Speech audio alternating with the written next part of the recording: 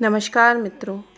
कहते हैं कि यदि भगवान के निकट आना हो तो उनसे कोई भी रिश्ता जोड़ लो। जहाँ जीवन में कमी हो वहाँ प्रभु को बैठा दो, वे ज़रूर उस संबंध को निभाएंगे। इसी पर आधारित है ये एक छोटी सी कहानी।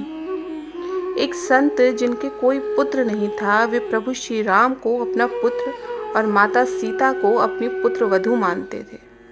वे नियम से प्रतिदिन मंदिर जाते थे और अपनी पहनी हुई माला भगवान को पहना देते थे। लेकिन उनकी यह बात मंदिर के पुजारी को अच्छी नहीं लगती थी। वे सोचते थे कि बाबा रोज मंदिर आते हैं और भगवान को अपनी पहनी हुई माला उतार कर पहना जाते हैं। एक दिन पुजारी जी ने संत की उतारी हुई माला भगवान को पहनाने से इनकार कर दिया और कहा, यदि आपको माला पहनानी है तो बाजार से नई माला लेकर आएं। ये पहनी हुई माला भगवान को नहीं पहनाएंगे। फिर क्या था, संत बड़े उदास मन से नई माला भगवान के लिए लेकर आए। अब जैसे ही पुजारी जी ने वह नई माला भगवान को पहनाई, वह माला तुरंत ही टूटकर नीचे गिर गई। ऐसा 3-4 बार किया, पर भगवान ने वह माला स्वीकार नहीं की। तब पुजारी जी समझ गए कि मुझसे बहुत बड़ा अपराध हो गया है। पुजारी जी ने संत महाराज से क्षमा मांगी और उनकी उतारी हुई माला ही प्रभु को पहनाई। भगवान ने वह माला स्वीकार कर ली। संत महाराज सीता जी को बहू मानते थे, इसलिए जब भी मंदिर जाते थे तो बाहर से ही आवाज़ लगाते थे, पुजारी जी हम आ गए हैं। और पुजारी जी झट से सीता जी के आगे पर्दा कर देते थे।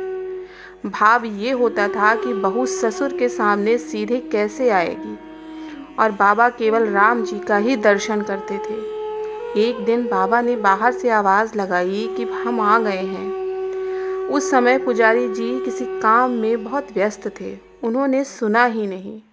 तब सीता जी ने स्वयं अपने विग्रह से बाहर आई और अपने आगे पर्दा कर दिया। जब बाबा मंदिर में आए और पुजारी जी ने उन्हें देखा तो बड़ा आश्चर्य हुआ, और सीता जी के विग्रह के आगे पर्दा लगा है। पुजारी जी बोले, बाबा आज आपने आवाज़ तो लगाई ही नहीं। बाबा बोले, मैं तो रोज़ की तरह आवाज़ लगाने के बाद ही अंदर आया हूँ। तब बाबा समझ गए कि सीता जी स्वयं ही आसन छोड़कर आई और मेरे लिए इतना कष्ट उठाना पड़ा उन्हें। आज से हम मंदिर में प्रवेश ही नहीं करेंगे। अब बाबा रोज़ मंदिर के सामने से निकलते और बाहर से ही आवाज़ लगाते। सच है भक्तों, भक्त का भाव भगवान ज़रूर रखते हैं और उसे निभाते भी हैं। बोलिए राधे राधे।